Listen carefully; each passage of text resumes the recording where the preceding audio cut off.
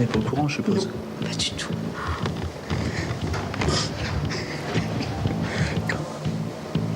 Mais...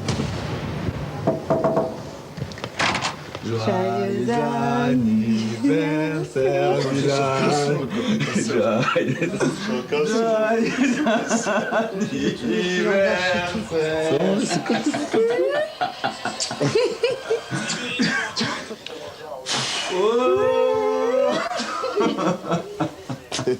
Si appuie sur OK, c'était notre petit cadeau à nous. Ouais, franchement. Je voulais lui souhaiter un bon anniversaire. Je l'ai dit tout à l'heure en rigolant, et c'est pas un 1er avril, Franck. J'étais là à ton premier match. Et dans 10 ans, je serai encore là pour ton 156e match.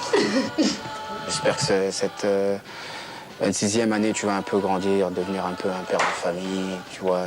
Arrêter de faire tes blagues, arrêter de quand je laisse ma clé dans la chambre, par exemple, tu fais exprès de la fermer. C'est le capitaine. Tu vas faire tes blagues, la mettre du sel dans le verre des gens quand on est à table. Faut que t'arrêtes, quoi. Là, t'as 26 ans, c'est le haut niveau. Écoute, sois un peu plus mature. Joyeux anniversaire, joyeux anniversaire, joyeux anniversaire, joyeux anniversaire. Je vais prendre juste ce petit micro et je vais te souhaiter un joyeux anniversaire. Voilà, plein de bonnes choses. Joyeux anniversaire, joyeux anniversaire, papa. Joyeux anniversaire, papa. Joyeux anniversaire, papa. Arrête ça, faire pleurer.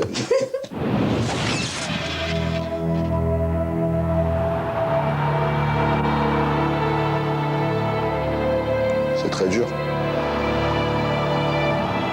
Surtout, on prend une fessée comme on a pris. C'est pas comme si on avait pris 1-0 ou 2-1. Et venir à Barcelone, c'est une équipe qui marque trop de buts et on savait très bien que c'est difficile. Nous avons reçu une correction qui fait très mal. À partir du moment où on n'a pas un gros effectif, à partir du moment où on a 1, 2, 3 joueurs blessés, c'est là où on voit où il y a un problème dans notre équipe.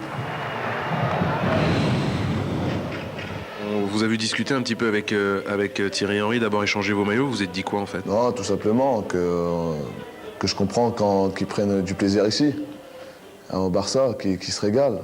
Et parce qu'on en parle souvent, on parle beaucoup en équipe de France. Quand vous sortez du match, vous vous dites c'est pas possible, je suis pas dans la bonne équipe ce soir?